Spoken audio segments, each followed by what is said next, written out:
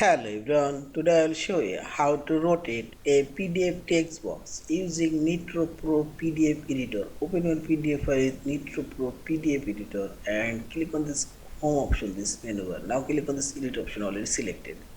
Now click on your text box or show in this text box border and put your mouse cursor on the text box border line and double arrow move icon showing here. Now click on your mouse and rotation icon showing here. Again see this and put your mouse cursor on the rotation icon and again rotation icon showing here, and in this way you can rotate your text box left and right position and which angle you want and move it down and see this. And similarly you can rotate this text box and see this. Yeah, this is also I'll rotate this text box.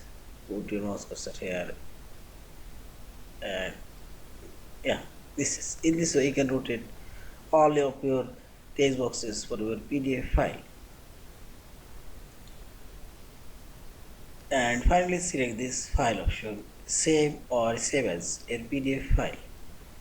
Thank you for watching. Please subscribe, like, share and comments.